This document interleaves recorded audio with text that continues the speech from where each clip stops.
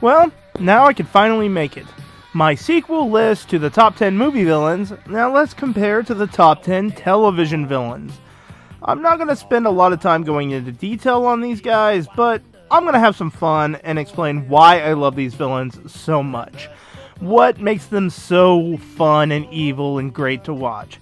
So here it is, my top 10 favorite TV villains of all time. So let's get things started and let's start listing this shit. Let's go! Don't be so dramatic, Allie. Cece? Number 10 is actually very low. A from Pretty Little Liars. Okay, yeah, I like Pretty Little Liars, guys, so... No, it's not the final A that is my favorite. In fact, my favorite is probably Mona. I like the idea of A. The idea of A is more of... Well, it's an organization that tries to harass the women that wronged them in the past. Basically, Pretty Little Liars is the story of a girl who goes missing and who is presumed dead while they're trying to unravel the mystery of A, who is harassing the girls that are left alive, and they're trying to crack the codes of what's going on throughout the run of it. Basically, A is a symbol, and I like the symbol of A. Though the final A is CC Drake, I don't know what the fuck they were smoking to come out with that conclusion when I think that A should have been Arya, but it's still a lot of fun. It's a fun mystery to watch this show until about season 5 when it gets really fucking bad, when I think the show should have ended with season 6, or better yet, they should have never figured out who A actually was, in my opinion, but that's beside the point. Anyhow, yeah, this is a very low listing, and I know a lot of people love this show and praise it, but I agree with everyone on the ending. It's shit. Especially the final A, I won't spoil. Anyway, let's maneuver on to the next number.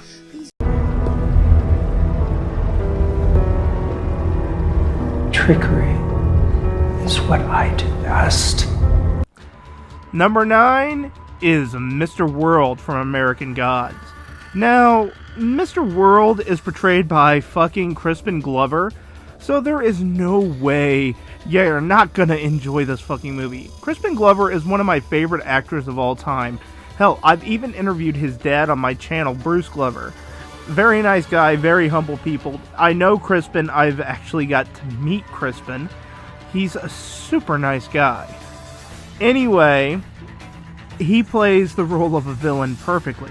Basically, American Gods is about two sides of the God spectrum trying to recruit a guy to join their sides who also has godlike abilities. It's kind of like God stories of old and myths and etc. Mr. World is the god of the future. He's a master manipulator, and he loves to have power and control. He craves it. And nobody really plays it as well as Crispin Glover here. He portrays everything that you should fear about Mr. World. Everything he knows, anything about you, especially when it comes to social media. He has every little bit of information, and he is a major threat. This character is and has been a massive threat. Though in Season 1 he is vaguely just shows up for a couple of cameo roles, he becomes a major part of the cast in Season 2. And I've got to say, the intimidation behind him is just insane. Think of the Joker and mix it with sort of the Penguin from Gotham, which, by the way, characters from Gotham and Supergirl are not going to be on this list. I'm sorry, guys. And anyway, mix those two character personalities together, you have Mr. World. Mr. World is unpredictable, crazy, and you never know what he's going to do next.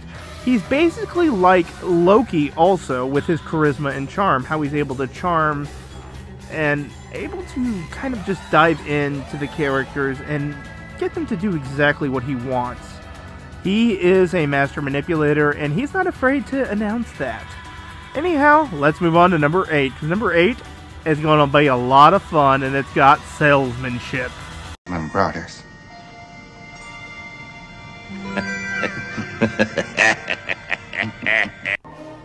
Number 8 is the Brackett family from Tales from the Crypt Season 5, Episode 1. Yes, the fucking Brackett family. Now, why did I list an entire family over, say, one person from the family? The family is played by one person, and a lot of that has to do with Tim motherfucking Curry. Tim Curry plays the entire family as they try to dupe a salesman into marrying the daughter and then ending up having him dig his own grave and murder him. They even fake their own deaths. They are insane, all of them. And every scene they're in is just a treat. This came out around the time The Nutty Professor came out, and they originally wanted Eddie Murphy to play the part, but I don't think it would have been as well. Tim Curry became so charismatic in this role, and none of the characters come across as the same.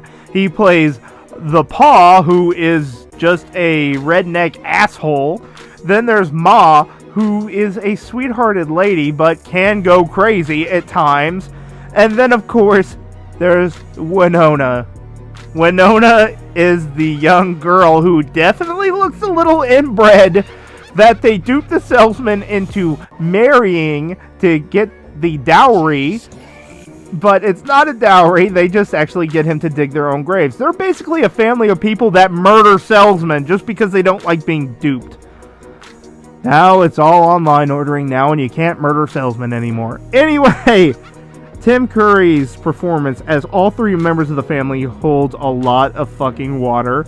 And this is my favorite episode of Tales from the Crypt. Hands down, when October hits and I do my top 10 favorite Tales from the Crypt episodes, this is going to be number 1. I know there's going to be a major spoiler, but there you go. That's why.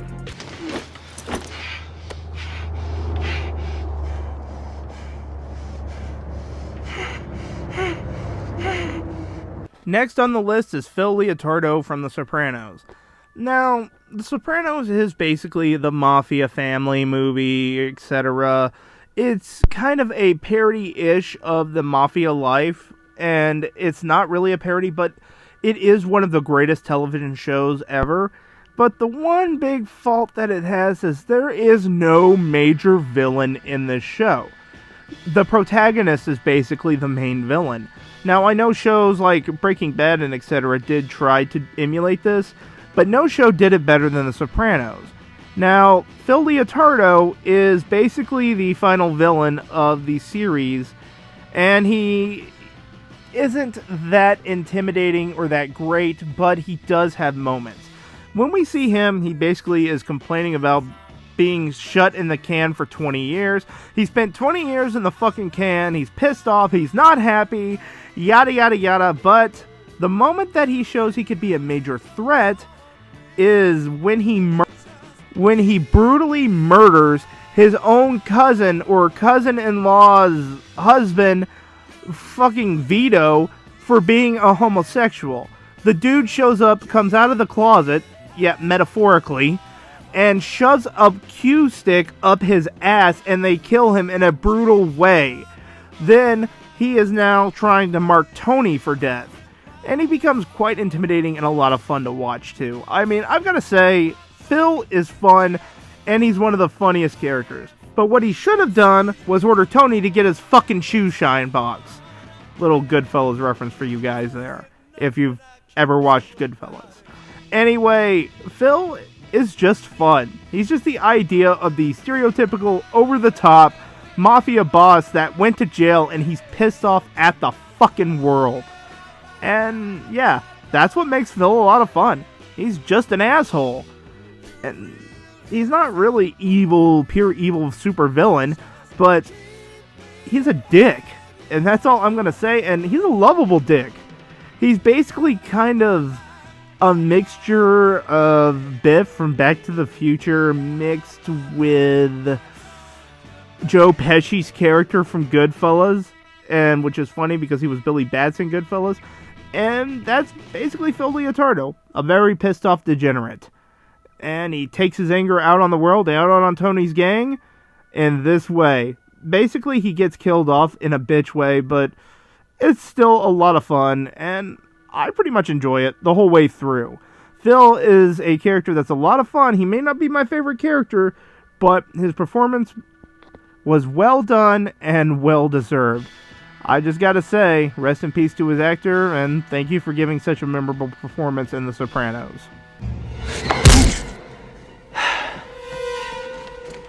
Did that hurt at all? A little bit. But it's all part of the job. Next is Marcus Hamilton from Angel, and yes, portrayed by Adam Baldwin. And when you know you have Baldwin and villain in the same title, you know you've got yourself a fucking awesome villain here. Angel does have a lot of villains in it, much like The Sopranos, but none were really that memorable. I mean, there was Holtz, who was kind of a douchebag, and then there was Connor, who doesn't count. Then there's the Beast character that I think is a complete waste of time. Yasmin, who I hated. But when it came to Marcus Hamilton, I was really tempted to either put him or Lindsay on the villain list here. Marcus Hamilton kind of overpowered him, and quite literally, he shows up and overpowers everyone. He beats the living shit out of Angel just for the hell of it to keep Angel in order. He's a lawyer at Wolfram and Hart and also an advisor. He takes the place of Lindsay's girlfriend's job, and he's able to keep Angel in line when Angel takes over Wolfram and Hart in Season 5. This one is just a lot of fun. He's over the top, but yet he keeps a cool, sophisticated, suave, badass kind of characteristic to him. There's just something about him that's really likable, and it's probably because of Adam Baldwin's portrayal that makes him so much fun. I just enjoy this character, and when the character ends up actually losing to Angel throughout a cop-out, it's still a lot of fun. Basically, he is able to not just be threatening, but he can be funny at the same time.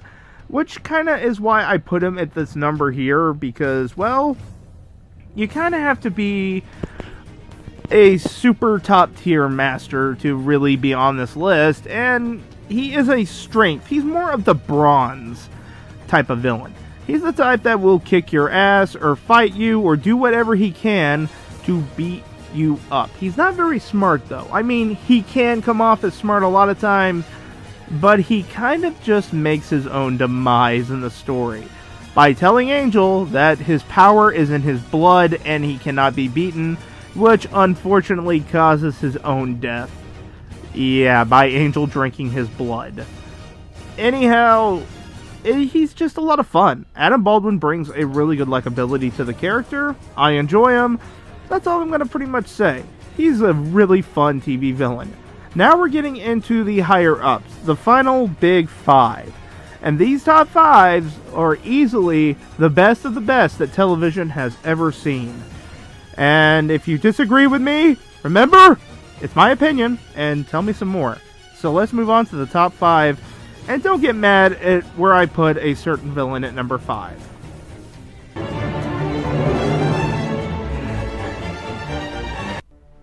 Number 5 is Terry Silver from Cobra Kai.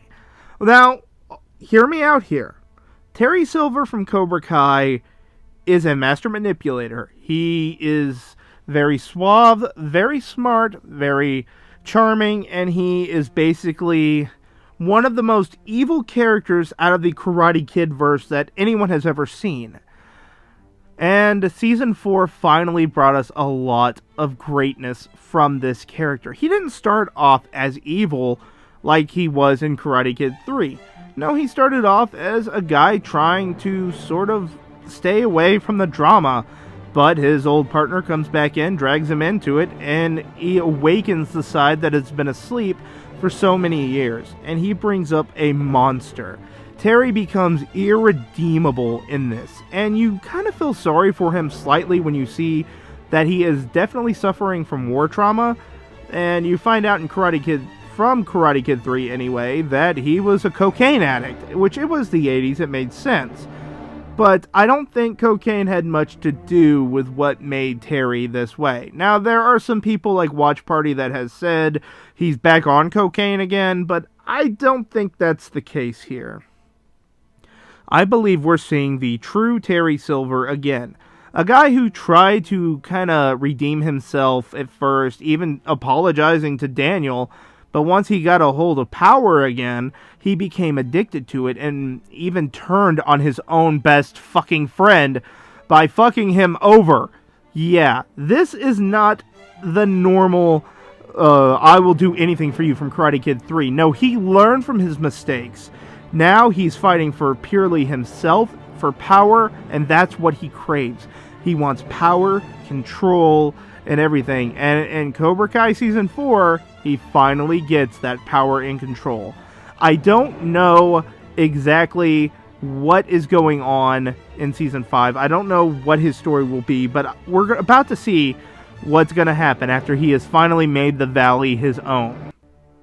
Betrayed by Thomas Ian Griffith, who just steals the entire Cobra Kai show from everyone, and steals Cobra Kai from Kreese, and the biggest buttfucks of all buttfucks, yeah, this is one of the best scenes and characters and villains in television history. Now, I put him as number 3 on my movie villain list, so I guess there are 4 more characters that are above Silver on this. 4 more characters that might be even more evil than you think. Well, let's move on to number 4. Some roads you shouldn't go down. Because maps used to say there'd be dragons here. Now they don't. Number 4 is Lorne Malvo from Fargo.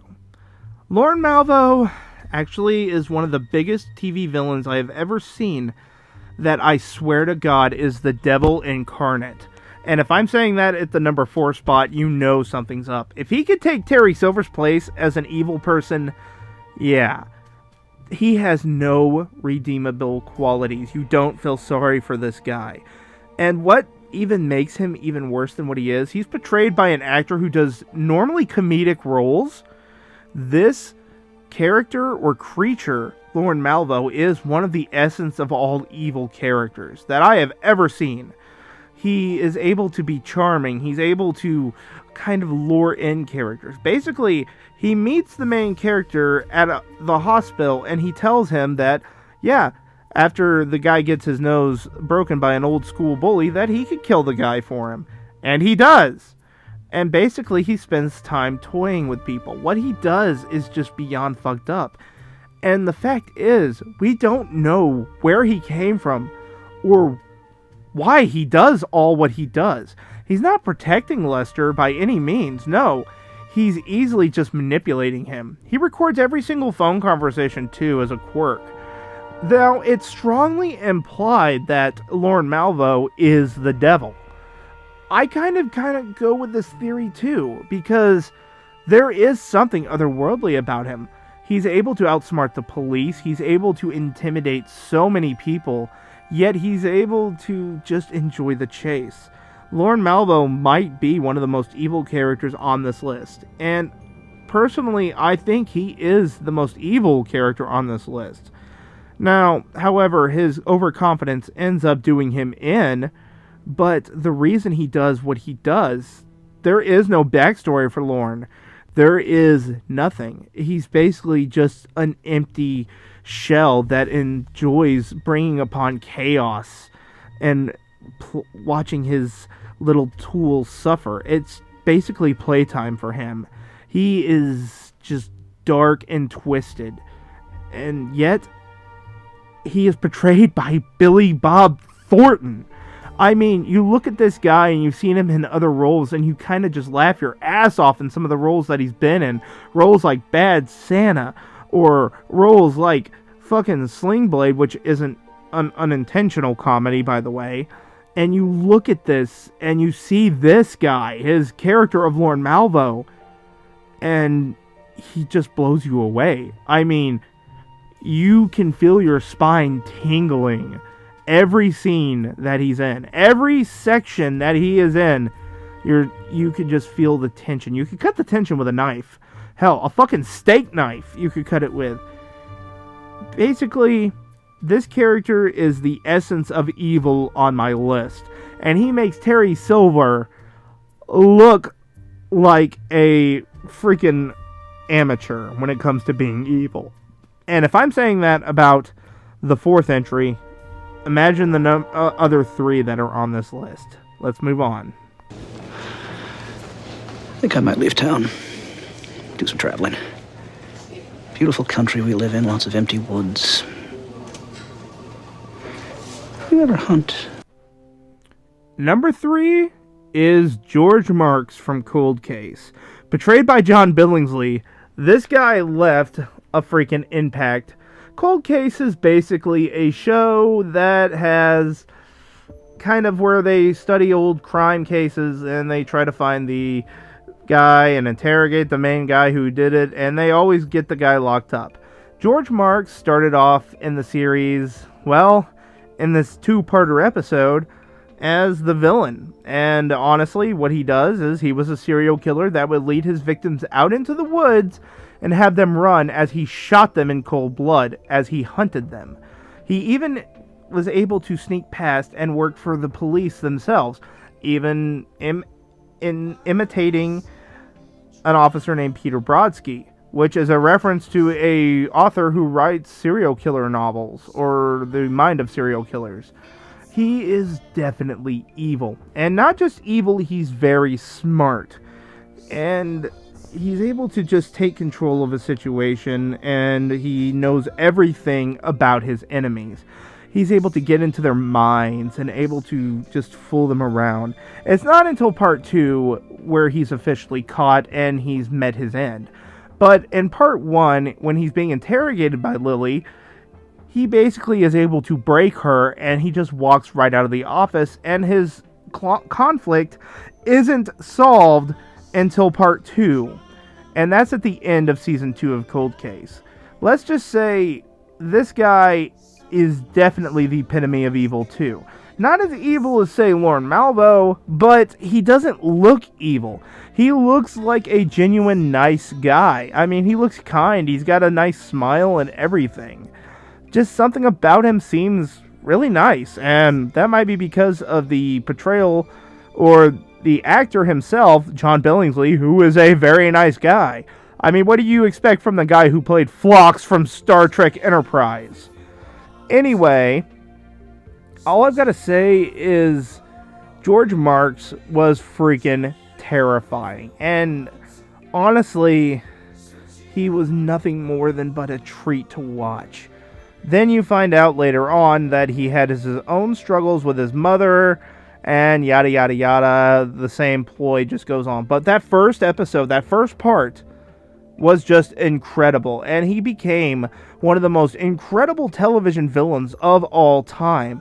And if I am topping him over characters like Lorne Malvo and Terry Silver, you know that he deserves this spot.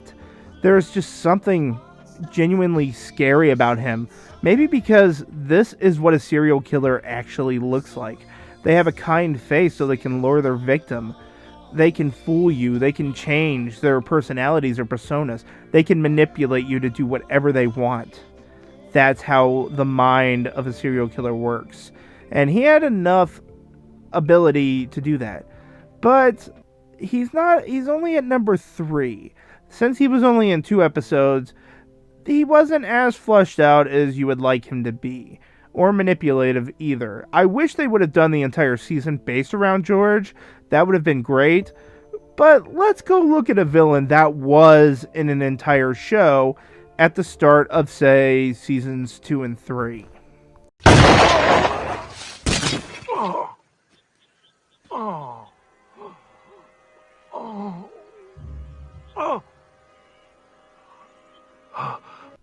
Yep, number 2 is Benjamin Linus from Lost. Now, I had a really tough time putting him and another character from Lost on there, the Man in Black. But honestly, I don't really give a shit about the Man in Black until he takes over Locke's form. And yeah, basically Lost is about a group of people that ends up on an island, and they are met with trying to survive at first, and then it becomes a more of a spiritual thing. In seasons 2 and 3, we are introduced to Benjamin Linus, the master manipulator behind the entire first 4 seasons.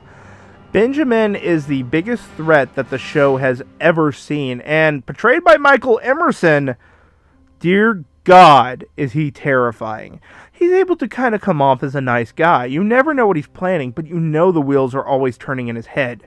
He's always trying to manipulate events, so it always works out in his favor. And he does it all in the name of Jacob.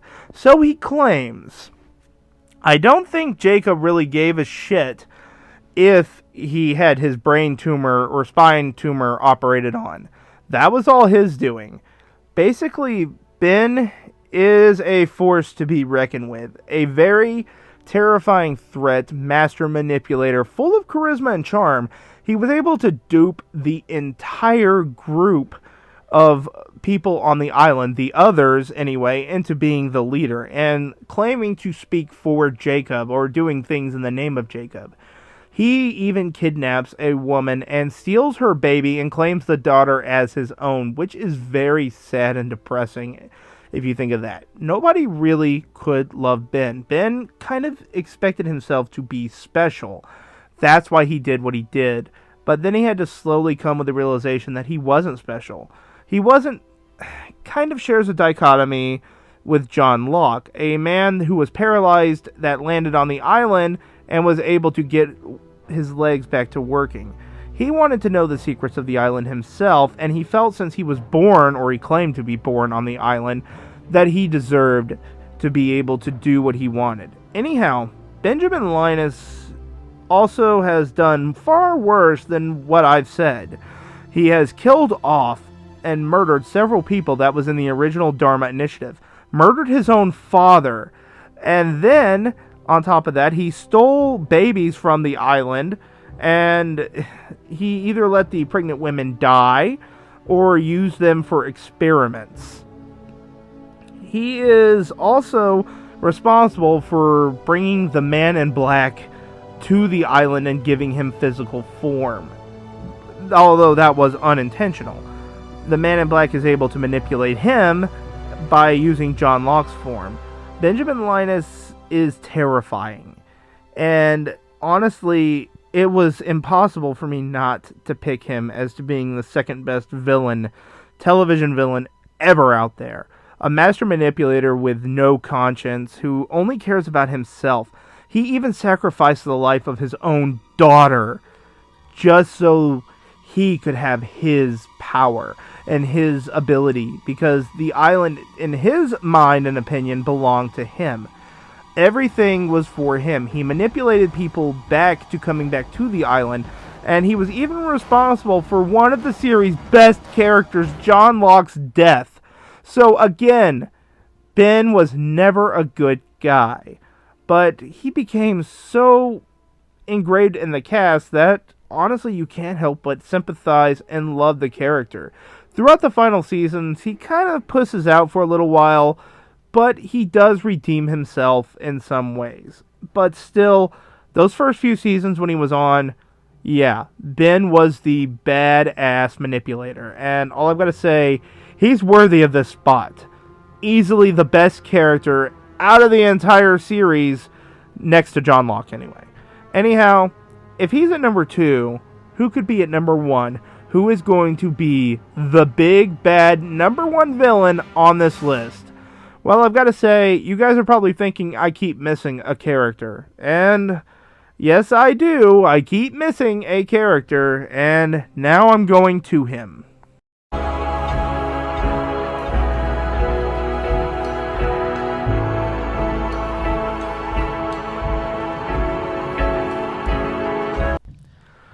Number 1 is Gustavo Fring from Breaking Bad.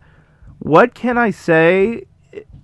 I mean, honestly, what can I say that has not been said about Gus Fring? Talking about a master manipulator like Terry Silver, someone that has no soul, who isn't afraid to kill, much like Benjamin Linus or Lorne Malvo or even George Marks, Gus wears a friendly face and is a corporation. He comes off friendly. He runs an entire meth company alongside his little chicken company as a fallback. He is a businessman first and then a family man second. He cares little to nothing, and he will kill to get what he needs, or honestly, yeah, this character is the epitome of all that is bad in Breaking Bad. Well, there's another character named Todd, but I'm not going to talk about him because he's a piece of shit asshole. Gustavo Fring is what Walter White aspired to be.